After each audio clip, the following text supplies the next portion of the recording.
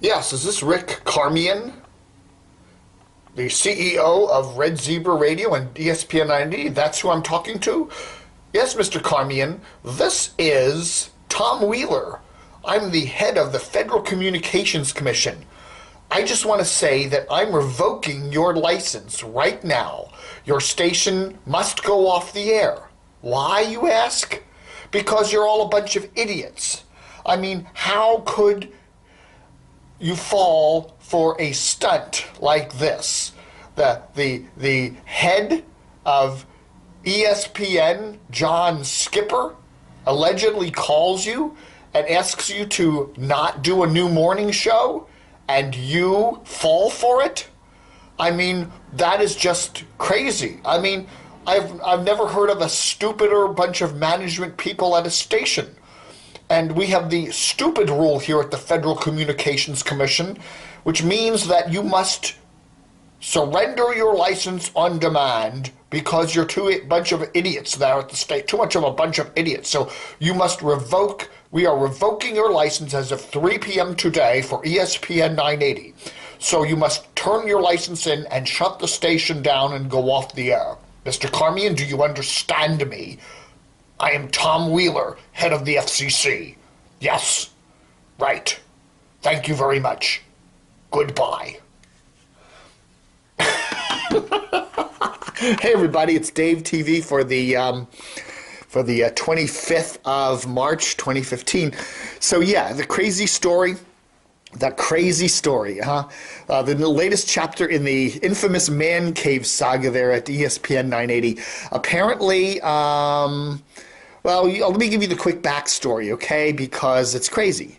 We reported like everybody else in the middle of February that ESPN 980 WTEM, which is owned by Redskins owner Dan Snyder, that the sports talker, that they were going to start a new morning show called The Man Cave with Jason Reed from the Washington Post and Chris Paul, a longtime broadcasting dude. Okay, so it's going to be an African-American show that, and Chuck Sapienza, the program director at the station, said that's what they wanted to do. They wanted to get into a new, that demographic, and because there aren't a lot of African Americans on sports talk radio in the Washington market, and they wanted to do that. And plus, ESPN 980 needed to have a morning show that gets some ratings. The Mike and Mike show that's piped in doesn't do it. So anyway, this was all announced back in February. Show was supposed to start March 16.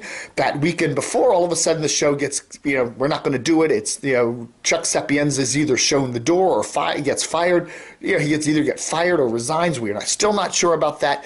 That was like his baby, and he was all upset. And he claims, at least in the reports I've seen, that Bruce Allen, the head of the general manager of the Redskins, apparently didn't like Jason Reed because Jason Reed made comments about him in his commentaries in the Post over the years. Blah blah blah blah blah blah blah blah blah. So the story goes down that basically Bruce Allen was the reason why the show got canned, and Chuck Sapienza was not happy about this, blah, blah, blah, blah, blah, blah, blah, blah, blah, blah, blah, blah. And, then people are blaming Dan Snyder and whatever. And so the deal that we also hear is that the two hosts of this new show were signed to contracts, so regardless of the fact that the show doesn't air, they still have to get paid. So now, that was that. So then we get these rumors coming across the transom as of early yesterday, the 24th, saying the Man Cave show will now be back on the air. They're going to do it. They've decided to do it. And that's fine and good and whatever. And, Dan Snyder doesn't want to have to pay these guys for a year or two just to have them sit on their butts. So they're going to actually put together the show and do it, regardless of Bruce Allen's alleged criticism. Then here comes the Washington Post. ESPN 980's Man Cave set to make debut again, which is, the same story we got, except they now have this whole thing about this crazy hoax. Apparently, John Skipper, who's the president of ESPN, called up Rick Carmian, who's the CEO of Red Zebra, that weekend before the show was supposed to air, or somewhere in that vicinity, and he said that he didn't want the show to air because he didn't want Mike and Mike to get moved off of the station. Because they were going to move Mike and Mike from 980 over to 570, which is a weaker signal. Okay? And apparently he threatened legal action, and apparently Rick Carmian believed it. Okay, Rick Carmi, they said there was an 860 area code, which is Bristol, Connecticut, which is where ESPN. So they all assumed, this is, whatever. So apparently the story goes, according to the Post, that Rick Carmian said, okay, we can't move Mike and Mike off the station. So therefore this is all, Man Cave show is going away. So now we hear that apparently Bruce Allen heard about this, called up his friend, who's the head of ESPN, Mr. Skipper, and Mr. Skipper apparently didn't know anything about it. So they determined that this phone call was some sort of a hoax. Who purported the hoax? Who engineered the hoax? Was it someone on Mike and Mike? Is this all just a crazy public relations PR spin thing to get ESPN out of trying to meddle with one of their local stations, or at least looking that way? Who knows? But in any case, it's now been determined from the post great investigation, talking to 3 unnamed sources, that this whole story about the president of ESPN calling Rick Carmian was a hoax, and apparently it didn't. Skipper there, the skipper of ESPN, didn't give a rat's ass whether they pulled the Mike and Mike show or not. So apparently the plans are back on for the Man Cave. So what do you got to say about that?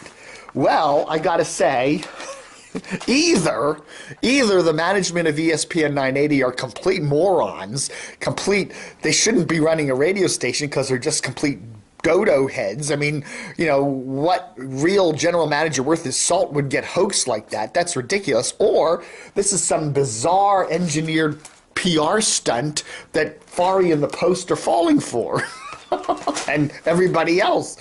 The one thing I have to say is there's probably going to be a huge tune-in factor to the Man Cave on Monday, the 25th, or 20th, the 30th. Today's the 25th. So on the 30th, when the Man Cave does debut on ESPN 980, there's going to be a huge tune-in factor, because I'm sure they're going to be talking about what led to their great delay. And and there's probably going to be it's probably a PR win in bizarre way for ESPN 980 and the Man Cave. It's incredible public relations. Now, whether the story is just a pile of crap, who knows? But apparently, the sports media press has fallen for it. So anyway, that's the big story here. Oh, I didn't turn on the air sign. On the air with Dave TV. So that's the crazy story. So we'll all be tuned in on Monday to listen to the first few moments of the Man Cave. And, in a weird way, I kind of hope it does work, because I think the junks are getting too lazy, and it's time to give, time to give 106.7 The Fan some real heavy-duty competition in the morning. I'm glad to see this all going down, at least the Man Cave show getting launched finally.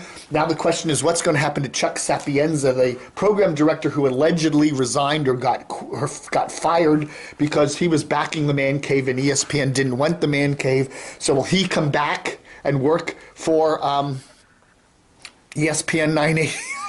I wouldn't surprise me if they rehired him. It was all, maybe that'll be it. Maybe he'll walk back in on Monday morning with the Man Cave, and they'll all welcome him back, and that'll be the next big stunt portion of this crazy event. But anyway, crazy things have gone on. It's kind of fun, but it's something to keep the traffic up at the Washington Post and DCR-TV, at least for the next couple of days. So the Man Cave is back on the air, at least back in the planning stages until